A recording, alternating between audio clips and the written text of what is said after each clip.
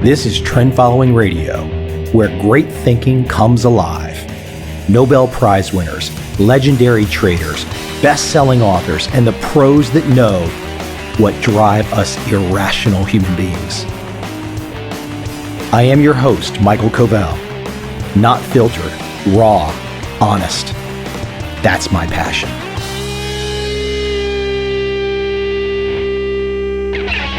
My guest today is George Anders. He is a New York Times bestselling author. He is your classic journalist. George tackles topics, investigates, uncovers, and gives really interesting, useful stories to all of us without the big partisan slant of today's, quote, journalist. So I really appreciate that I'm able to have on one of those classic writers. And when I say classic writers, George has been a writer for the Wall Street Journal, Fast Company, Bloomberg, over 30 years with some of the biggest publications that we all know. One of the reasons that I really love George, his classic book, The Merchants of Debt. Now, I won't give away exactly why I like it. I do that in this episode. But it's one of these great books that if you've not read The Merchants of Debt, now it wasn't written yesterday, irrelevant. I mean, if you think you can only read a book because it was written in the year that you're in, you're an idiot. Go buy The Merchants of Debt. Trust me, buy The Merchants of Debt. Go read it now. One of those books that I read in my formative years that absolutely put me on a certain confidence direction. Today, George and I discuss his newest work, You Can Do Anything, The Surprising Power of a Useless Liberal Arts Education. Useless in quotes. Everyone can take something away from this conversation. It doesn't make a difference whether you're an entrepreneur or you're chasing the next job, you're 20, you're 50, or 70. This is for everyone. It's all about the attitude. And before I jump in today, one quick reminder on the MICHAEL COVEL world as we enter 2018. Go to trendfollowing.com. Look at the footer. 5 columns, 17 links each column. Those links have been updated like crazy. Content galore. Go dig in. It's free. I guarantee that when it comes to my world, you're going to have the aha moment if you go explore those 5 columns of 17 links each. Just go on over to trendfollowing.com and you will see them immediately in the footer. Now, onto my conversation today with George Anders. I hope you enjoy.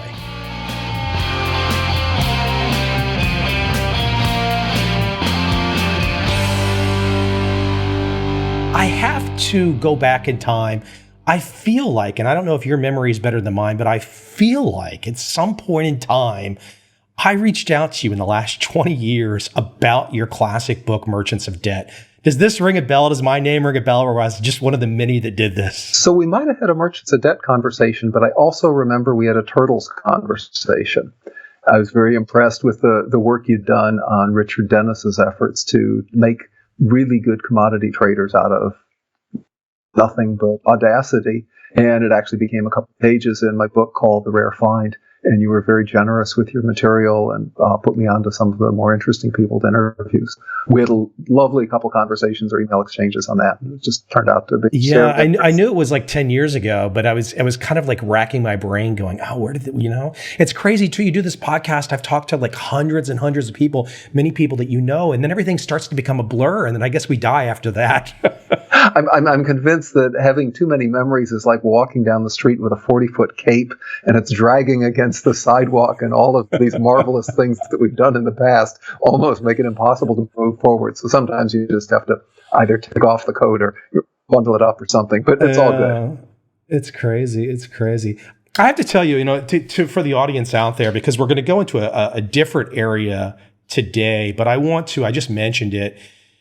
For me, it was one of those classic reads in the 1990s. I believe it came out in the early 1990s. The Merchants of Debt. What a fantastic investigative dig. And I printed out a page here that I love. We probably talked about this years ago. And for me, it was one of those eventful lines that you read in a text, a book.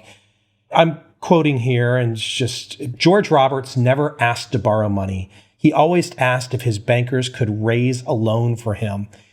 And that line has stuck with me for over 20 years. I still quote it, even if I paraphrase it a little bit, not because I ended up going the direction of the KKR guys, but it was the behind the scenes. Here's how the sausage is made. Here's how an excellent performer, whether you like what he does or not like what he does, here's how an excellent performer behaves.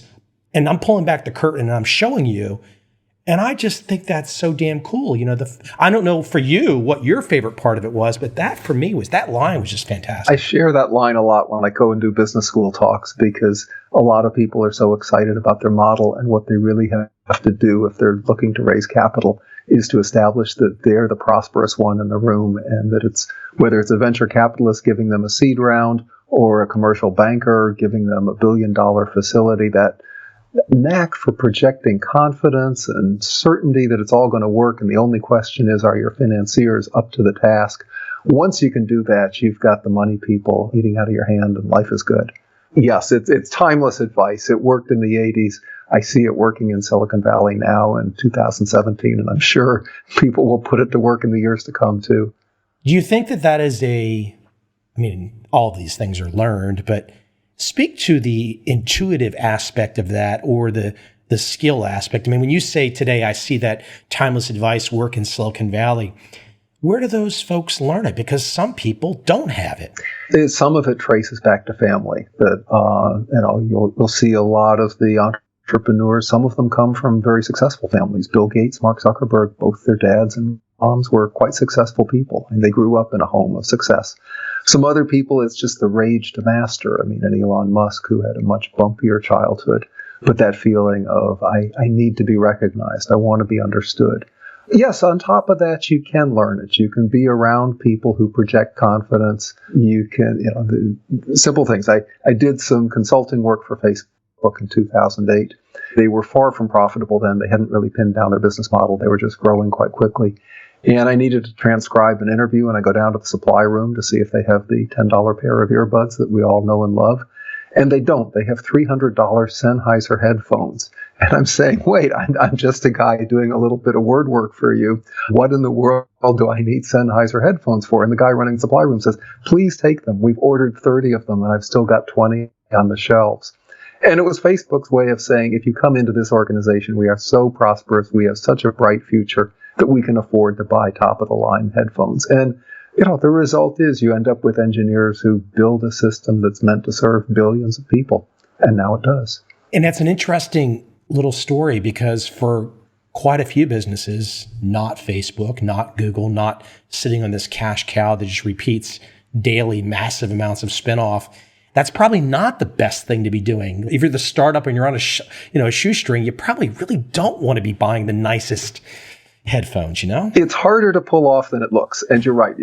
After the fact, we know the 2 or 3 people who made it work tend to airbrush out of memory the 20 or 30 that went 2 steps down the road and then the idea didn't work. It's playing for all the marbles. It's the high stakes way of coming at life. But the people who can pull it off, it's really impressive to watch. I'm laughing to myself. Here I am. I asked you to appear on the show, and then it sounds like you asked me because my memory is faulty. Crazy. Well, it's one of those things it's almost like this kaleidoscope in the sky that I imagine. I see names and I see ideas. And I think for me, one of the things that probably threw me off was the shift. And I think that's an interesting thing that I would love for you to explore for a moment before we dive into the topic we want to talk about today, which is you. To go from Merchants of Debt to You Can Do Anything, which has got a certain self-help detail to it, you've covered a lot of different territories. So you've been nomadic in your pursuits. Why? I'm very lucky that I found journalism as a way of making a living. For all of us with slightly short attention spans, this is the one place where you get rewarded for moving one hot area to the next. And I just love learning. I literally have a commitment every day to go to bed knowing something that I didn't know when I woke up. And if that fails to happen, then it was a wasted day. The great thing about whether it's nonfiction books with a heavy reporting component or just traditional newspaper and magazine work is you're always meeting smart people. You're always coming across interesting things. I'm working 4 standard deviations from the mean every time. If you're right in the middle, I'm probably not going to be talking to you.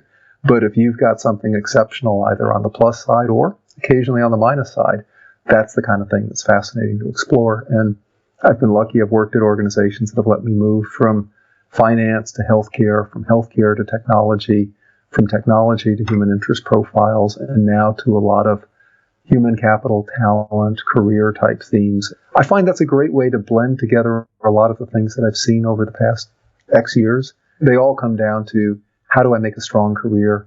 How do I get talent into my organization? Being able to approach those topics panoramically just makes for a lot of great opportunities.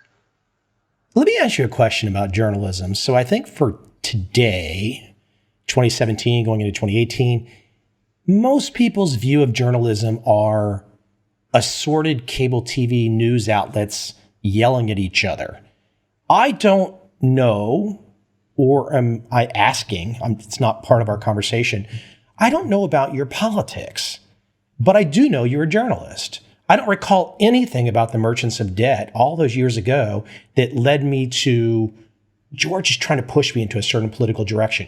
It was, here's what's going on. Now, if I went back and reread it now today, maybe I'd feel differently. I doubt it. But here's what's going on. Here's behind the scenes. How do you look at journalism today? If we I see guys like Glenn Greenwald, really going down these rabbit holes, and there's some really interesting people online. But in terms of the big outfits, it seems like journalism that you maybe grew up with has changed, or is what gets featured changed? So it's always possible to find corners of journalism where all we can do is wring our hands and go, oh my goodness, how did that come to pass? But I'm going to be the optimist today, that we've got tools at our disposal that are like nothing else we've ever had before. I mean, I go back to Health Against Wealth, which is a book I did in the mid-90s. I wanted to track down some court cases. I had to fly to the Denver airport, get a rent-a-car, drive down to the Pueblo courthouse, and sit there and put quarters into a copy machine to get pages of a deposition that was relevant. That's hard work. Now, I can go on to Pacer, which is the online court service, and for a lot less money and a lot less time, I can have access to pretty much entire filings across the country. I mean, that just makes you a better reporter. Things happen faster. I was chatting with a colleague who was learning about one of the big airlines, and the flight attendants geotag themselves on Instagram when they go into the flight attendants lounge. And he's a hardworking guy. He's on Instagram. He sends them notes saying, hey, I'd like to know what's going on at your airline. And the next thing he knows, he's got all of the internal memos. I mean, for investigative reporters, you've never had it so good. We're in an age with tremendous information. Yes, you've got the challenge that the old-fashioned print business model has taken a real pounding. But there's still ways, whether it's books, whether it's speaking, whether it's consulting, to find a way that you can do the research that you care about, you can get it to the public, and you can make a living. So I'm not one of these people who feels that journalism's in tatters. I think some of the 1980s business models are far past their sell-by date. It's a fast-changing world. You mentioned Glenn Greenwald and what he's doing with the information, and various other organizations. ProPublica's rising up strong. Quartz is doing interesting work. There's a new community of people who are dedicated to getting information out and doing it carefully and not just ending up in these soundbite choutathons. I was thinking about my Turtle Trader book as you talked about the investigative aspect. And for me, sometimes it's not even the content. It's the how I found the content. I can recall all these crazy Freedom of Information requests to the Commodity Futures Trading Commission, digging up disclosure documents. And that part, to me, I still feel so excited about the puzzle, uncovering the puzzle, finding something that literally no one else on the planet is digging for at that time, or digging about it in the context or going down the path that you're going and uncovering it. That's just such a great feeling as a journalist. In many ways, part of my life has been a journalist, even though I don't call myself that. Yeah, in that sense that you got to it first, that a lot of people were looking for it, and there you are. And you find that in other professions. I mean, if you're the doctor who sort of diagnoses a difficult case, if you're the financier trying to come up with a financing tool, if you're the poet trying to create an image. I mean, this is that craving for human creation and discovery and putting up a work that you can say, this is mine. Yeah, it's a wonderful field, and there are a lot of wonderful fields that will give people that access. You're kind of getting at your newest title a little bit, which is titled You Can Do Anything, which is one of those great titles. Someone like me, I will just always see that title and go, yes, I must read that. There's going to be something in there for me. I don't necessarily know if everyone thinks that way. They should think that way. But I think the subtitle is really interesting of this particular work, The Surprising Power of Useless, in quotes, liberal arts education, meaning you don't think a liberal arts education is useless at all. But if we were to all only pay attention to mainstream media, you would think that, a bunch of history majors and English lit majors are just, wandering around the fields, writing poetry and having no effect in the economy today. Far from it, huh? Exactly. And in fact, there's an irony that some of the most vocal critics, you go back and go, okay, what did you get your degree in? And I think Jeb Bush had come down hard on liberal arts majors. He's got a degree in international relations. The governor of Kentucky is kind of down on drama and dance and other fields. His degree is in East Asian studies. Their very own careers belie that. Accounting and business are great majors. Computer science is a great major, but you don't have to be incredibly vocational at age 18. You can just stretch your mind, get used to working with a different set of ideas, get to understand how other people think. Particularly as you rise in an organization, those turn out to be really valuable skills. You're in the Bay Area. You see so many engineers that are plopped in front of those computers, and they're doing fantastic work that's changing the world. And I think, if I'm reading your direction, that's one thing. But the honest conversation we don't have is if we tell social people and we tell animated people, extroverts, people that are interested in other subjects other than millions of lines of code.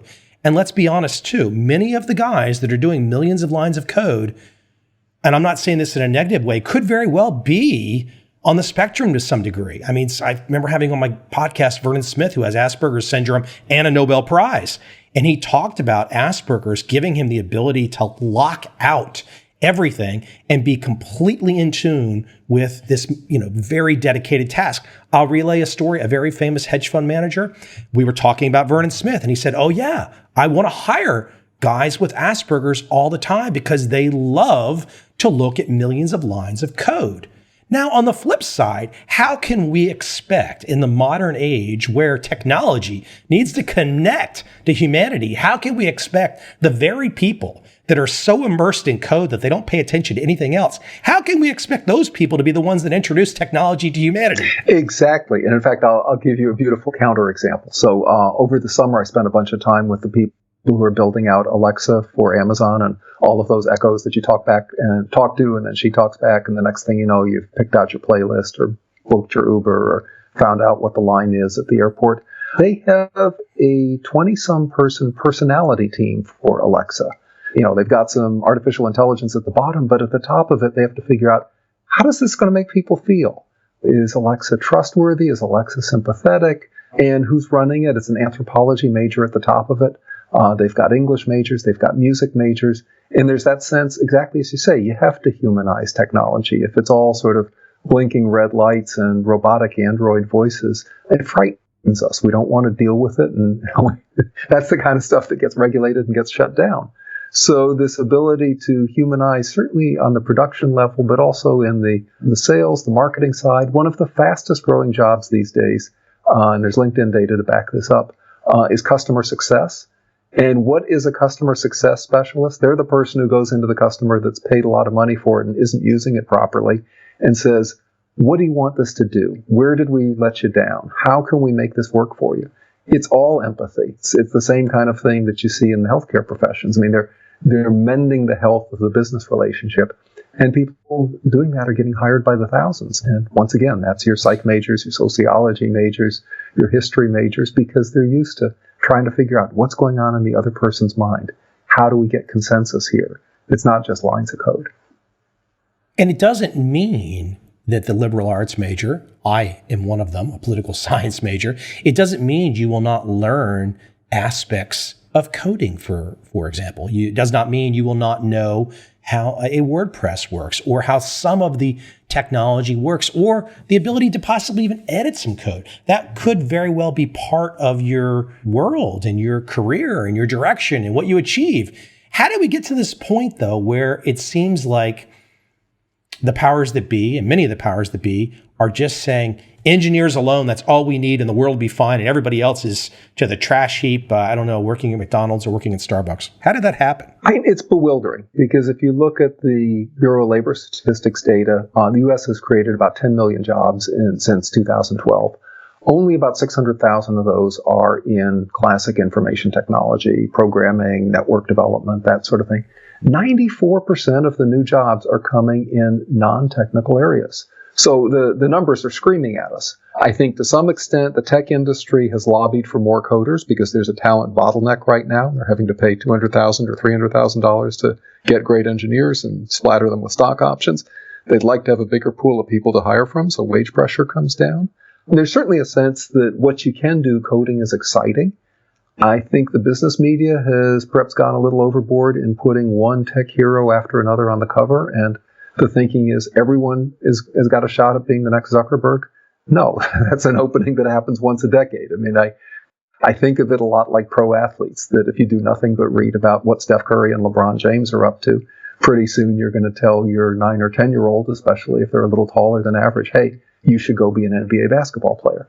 We've gone and done the same thing to an awful lot of high school students and convincing them that it's all coding. No, that's 6% of the jobs and the new jobs, and they pay well. But there's another 94% that you don't have to be a coding genius. In some cases, you can use a little bit of technology, but you can be the user experience expert. You can figure out how to make the site look good. You can do the sales. You can do the marketing. You can do the training. There's huge growth in training.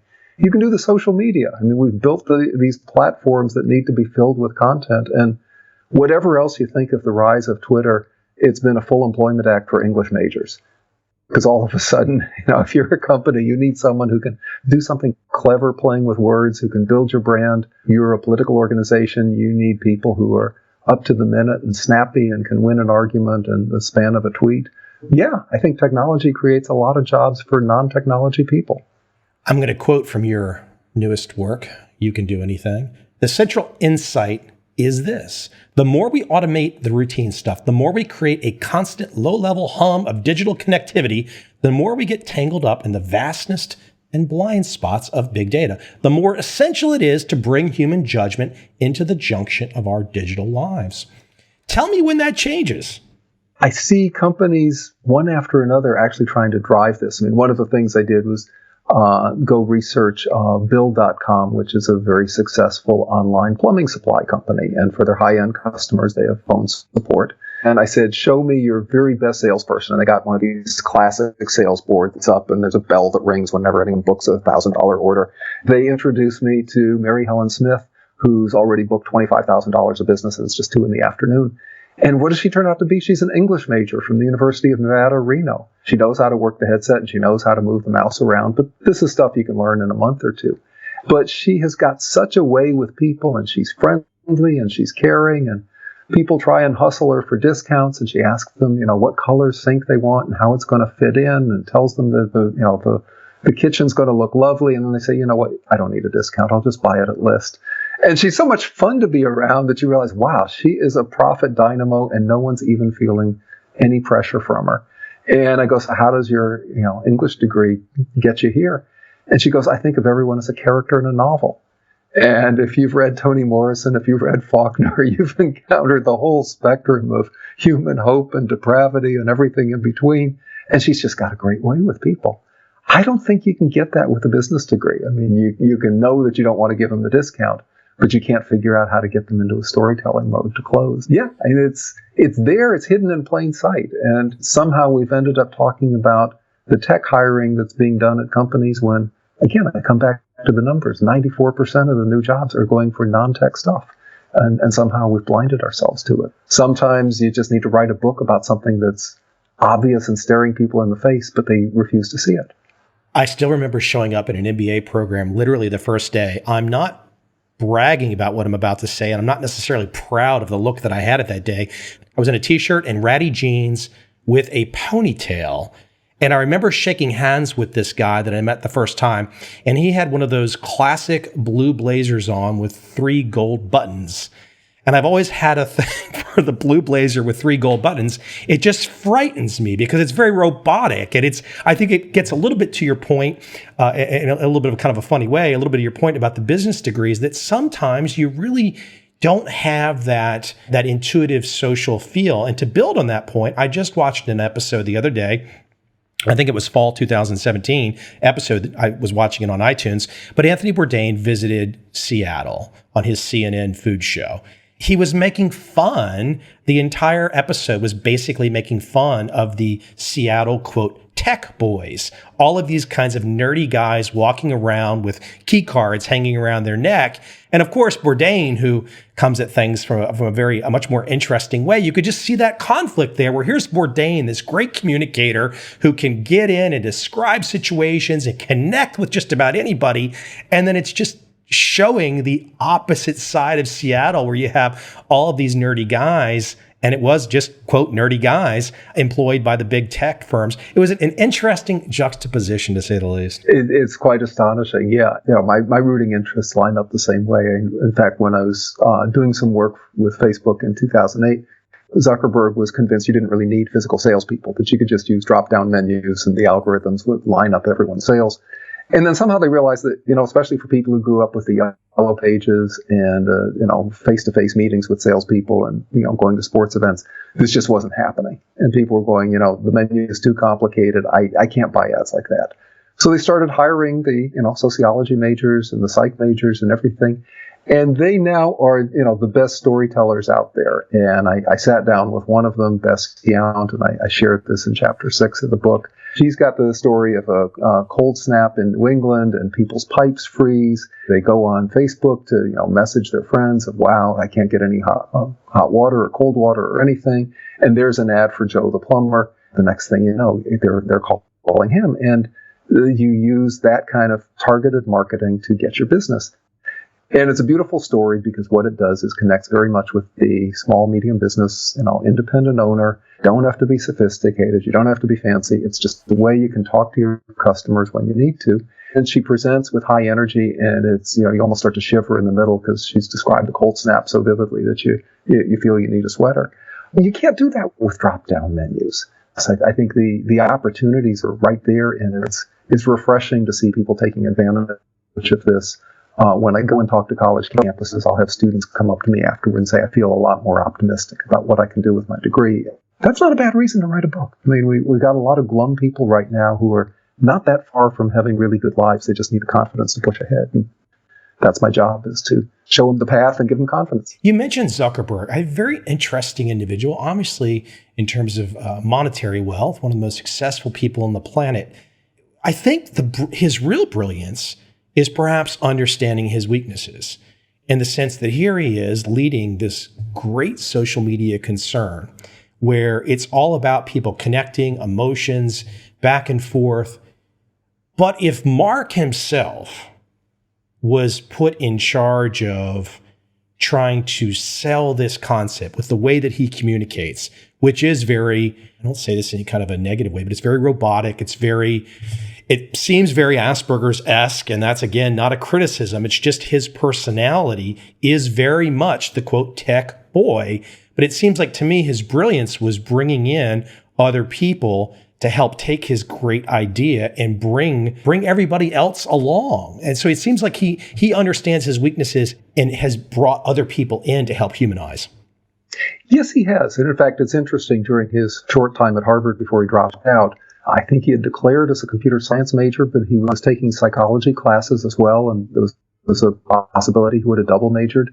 So there's very much this sense of, wait, you can't solve it all with ones and zeros. You have to start to figure out, what makes people tick. And yeah, they've built up a parallel organization. They're really strong in engineering and site management, but they've got a lot of people who can do the humanistic piece too. I think that's how you build a winning company these days, that you can't do it entirely on one or the other. You need to find the way to marry the two of them and get strength in both directions. Let me quote you again, something that I love. It's just one of those simple reminders, and this is from your newest work. Explore, keep learning, move early and often, make Audacity pay off, and piece it together. I don't necessarily know. That's very straightforward advice to me. Looking back over the last 20 years, it makes perfect sense. It's like the golden rules. You should do this. I don't think, though, when people show up at college campuses, that's not what the teachers say the first day. Or even if they do, there's still mom and dad in the background of sort of, what's your summer internship? What's your 10-year plan? Most industries, you can't make a 10-year plan. About the only ones you can are the really tight vocational ones, nursing, accounting, like. So a lot of people get tugged into things that are sort of very structured.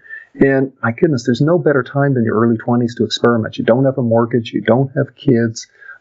Barring some catastrophe, you're going to be in the best health you'll ever be in your whole life. And I've talked to psychologists about, okay, how many people are actually capable of doing this kind of movement? And they said about a third of the people have what they call a protean personality, this desire to explore and sort of build your own destiny. And by implication, 2/3 of people would rather sit still and be told what to do. To some extent, I'm writing for that 1/3, but I don't think it has to stop at 1/3. I think there are a lot of people who could get there. And if they just didn't feel sort of pressured and squeezed into things. And I was up at Reed a month or two ago doing a sit down. Actually, this was Grinnell. And there was a student who'd come in, wasn't sure what she wanted to major in, had a very limited set of disciplines that she knew about from her parents, and they put her onto human rights law. And she went off to D.C., she did an internship there, and all of a sudden she began to realize I could go to law school and not just sort out bond prospectuses. I could actually make a difference. I could get involved in foreign policy. I could travel in Africa or the Caribbean. College should be a time to explore and to discover these different pathways. I mean, otherwise just go to trade school. And college offers people a chance to do so much more if they just have the audacity to take advantage of it. Let me build on that word audacity and another part of your book that at first I wanted to dismiss, but then on second thought, I'm like, hold on, you did exactly this. And that's the notion of alumni. I mean, I'm really one of these people that will sometimes really beat up colleges. And if I got anything out of my Florida State MBA, it was the connection to one alumni. In fact, I remember going to the alumni office. It was, here I am, I want to work on Wall Street. I go to the alumni office, I could literally find nobody. But I recognized one name, and I thought, did he really go to Florida State? And he was a central character in Michael Lewis's Liar's Poker. His name was Jim Massey. He became the CEO of Salomon Brothers after John Goodfriend. He had just retired from Salomon Brothers. And so I literally reached out to him and I said, hey, I'm this guy, Mike, and I'd like to come meet you. I remember taking the train up from Washington, D.C. to Greenwich, Connecticut. I met with him in his office right there at the station. I remember having lunch with him. I still remember what he said. I remember he was zero interested in what I had to say until I said to him in the middle of lunch, I said, hey, have I said anything to you today where you thought I was full of shit? My exact words, because I realized he was never going to talk to me again. I said that to him and he looked at me and he said, yes, you told me you wanted to be the best. No, you just want to win. Now let's go talk. For me, that was one of those great lessons. It was just the audacity of reaching out to someone. That was the very first. And look, most people, if they want to work on Wall Street, maybe they talk to their local broker, this or that. The very first person I ever talked to in the financial space was the recently retired CEO of Salomon Brothers. And I didn't have anything in my pocket at all except audacity. I like your style. And I think that never goes out of style, that willingness to aim high, to go after the person who's 3, 4, 5 rungs up. And you don't have to click every time. All you need to do is have one of those moments go good. And the nice thing now is, thanks to whether it's Graduate or Switchboard HQ or especially LinkedIn, we've got all these tools where you can go look up the alumni. And if the answer is, who do I know that's working at IBM in machine learning? Boom, you punch in IBM, you put in machine learning as your code word, and there are 12 people. You can start to target specific companies. The really underutilized resource are the recent alums, the ones who were 2, 3, 4, 5 years out of school, because they figured out how to get in the ground floor. and they will show you how to get that first job at the State Department or that first job at another high prestige organization. But you've also got the opportunity every now and then to get the very senior people. There's something about having gone to the same school. I mean, it's almost like you become part of an extended family, where I will make time for people who are current students at schools I've gone to. And I think part of it is I just want to take care of the brand. I mean, if the school falls apart, it doesn't do my resume any good. So I'm kind of invested in making sure that they keep rolling ahead. And, that arrow points in both directions. I think it's just a powerful tool. And it's much more democratic now, that you don't have to, work at the country clubs where these people are in the summer. All you need to do is be able to write a 3-sentence email and follow up with a phone call, and good things can happen.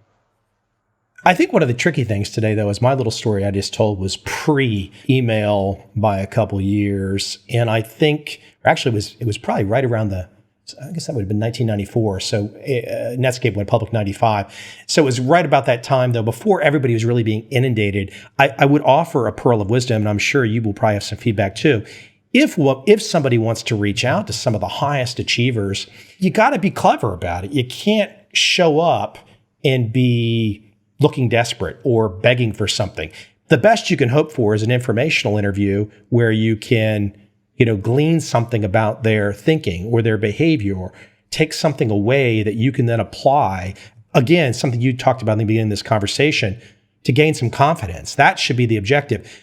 I think the trick, though, today for people, especially since the higher achievers are all well known and anybody can email them, you got to be a little more interesting about your approach. You just can't do a standard issue email. That doesn't mean you show up at their doorstep, but you got to really think it through, huh? It's not, everyone's connected today, and there's only so much time that everybody has to give away. So you really got to think it through, huh? Yeah. And there are, a couple basics that never change. Be nice to the administrative assistants, because they're the gatekeepers. And if they think you're an okay person, things can happen. Same goes for the, entry-level recruiters and processors, that they're people who control the hinges on the door, and get them on your side. Look for people in professions that are parts of an organization that aren't as outward facing, that may not hear from people that much. I spent some time at one New York area school that's not famous for its academic record, but they're a solid school.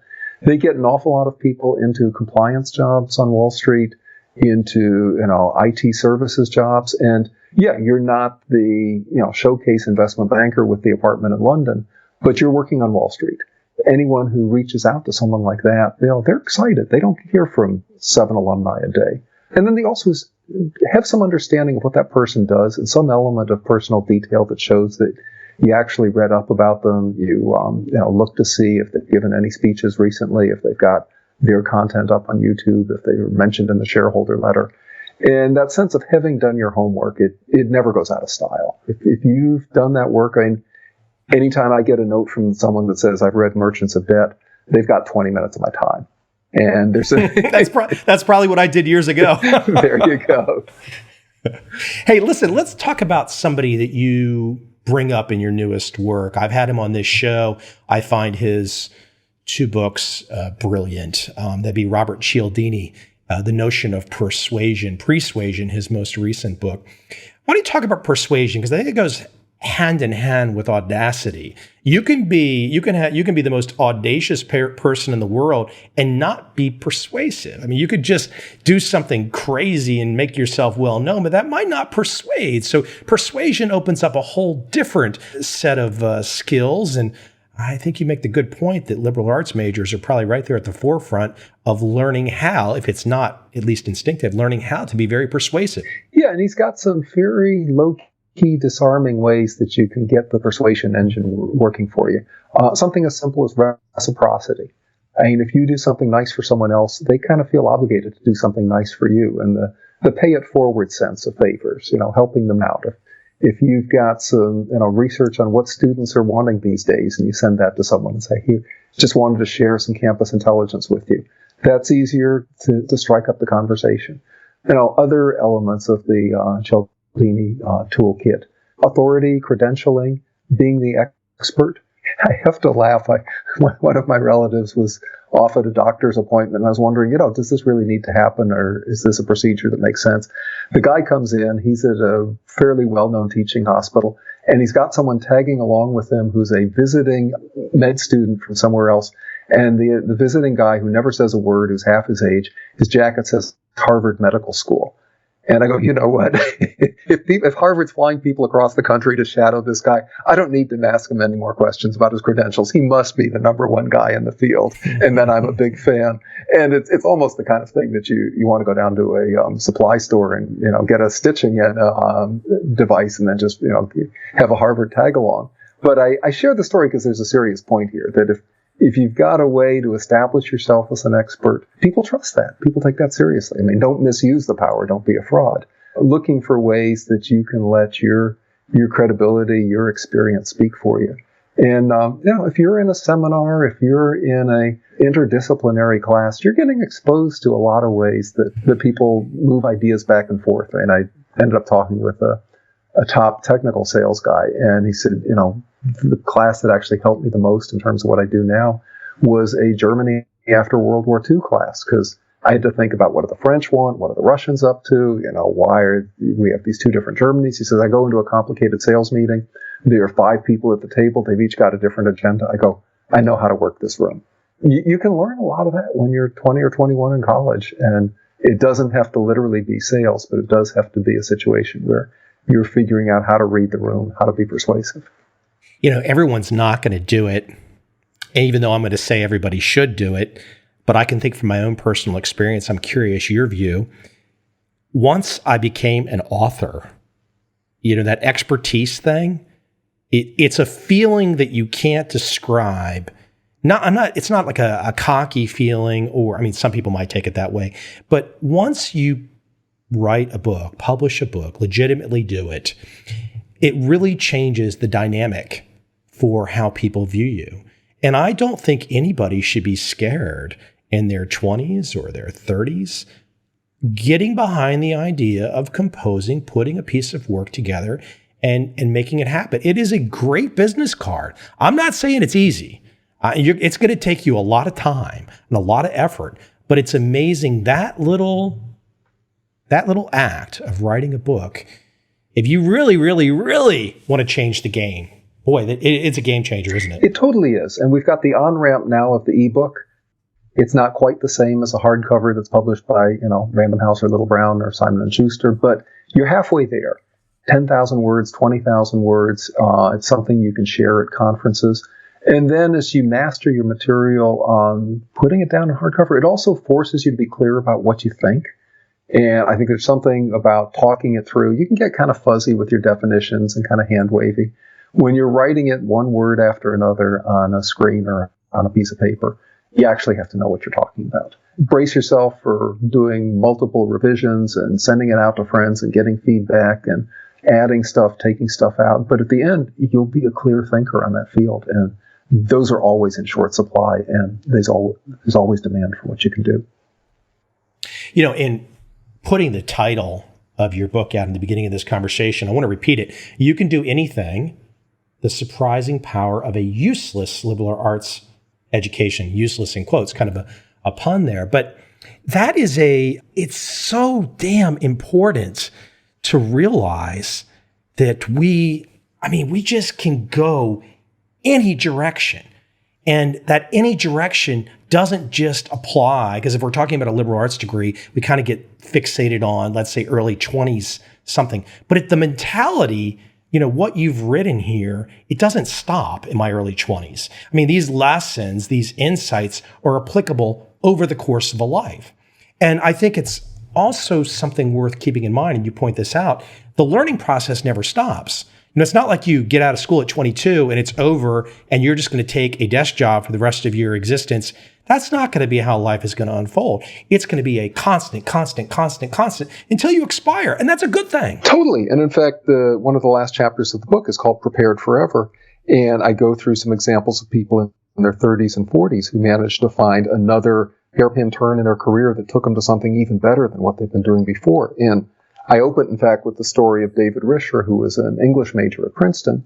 And he ended up going to work in the classic consulting, MBA, product manager at Microsoft, product manager at Amazon path. So, he was doing well. He was rising up. He was an important guy in big organizations. But there was this restless side of him that said, I want to do more than just, be one of the people making someone else's dreams come true at a big company.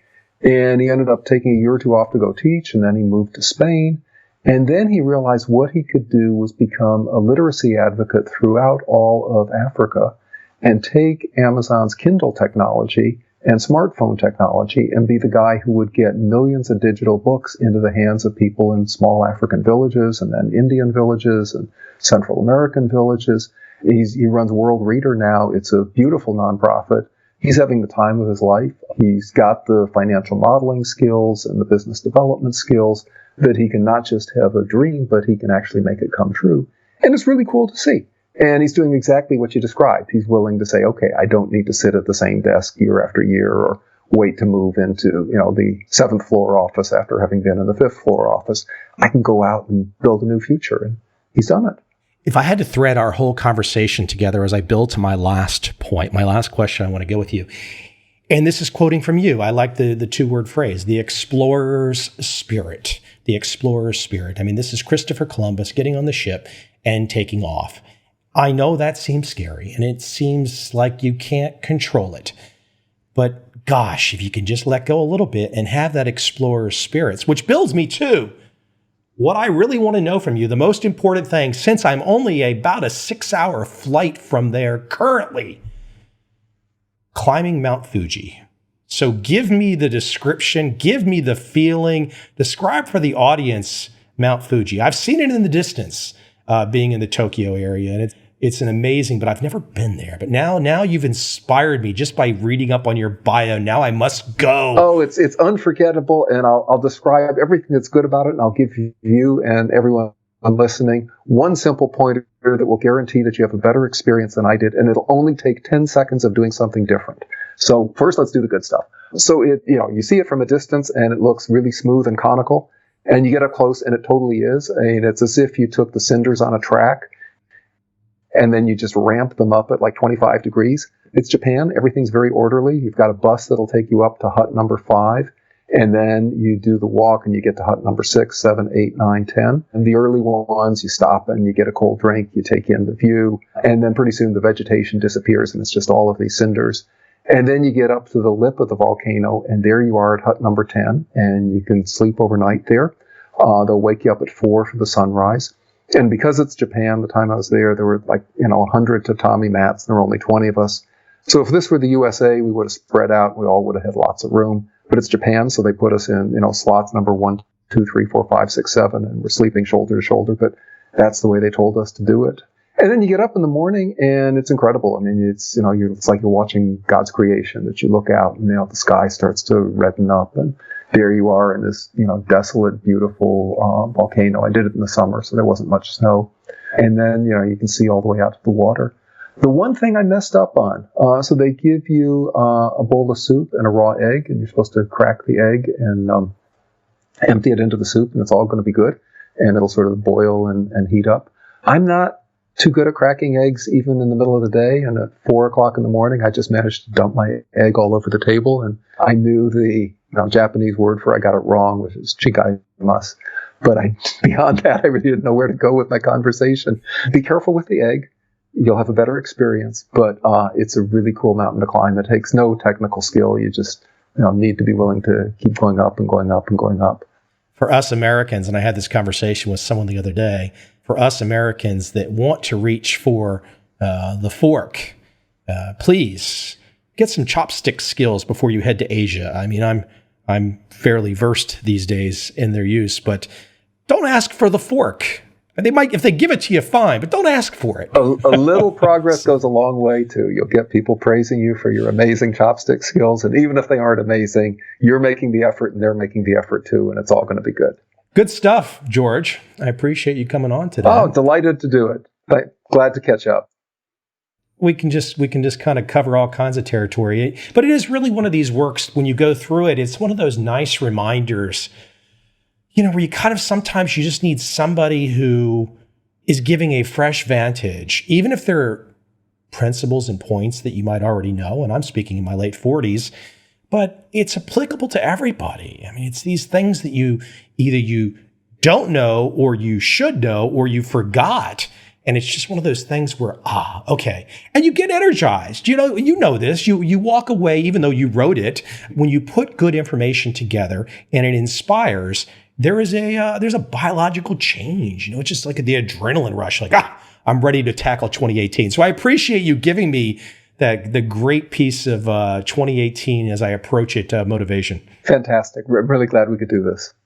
Hey, where's the best place that everyone can go to connect with you? www.georgeandersbooks gives you a little bit of information on the book itself. If you want to order it, that's great. If you want to read some free samples, it's up there too.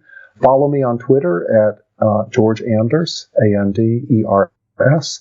And if you're on the site, you'll click on how to email me, and that'll get you there as well.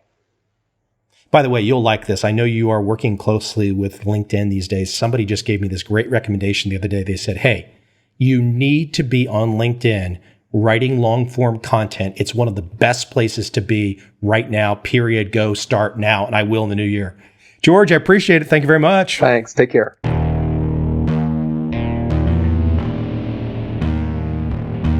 I see a time when those awake will understand how to make money in up, down, and surprise markets. Whether new trader or experienced, college student or financial advisor, protecting against a crash or just trying to make a lot of money, trend following offers everyone an answer in uncertain times. To get started immediately, send me an email, michael@covel.com. I will send you the right trend following steps to take along with my free video. But if you want to buy and hold, trust the government and trust Wall Street, this is absolutely not for you.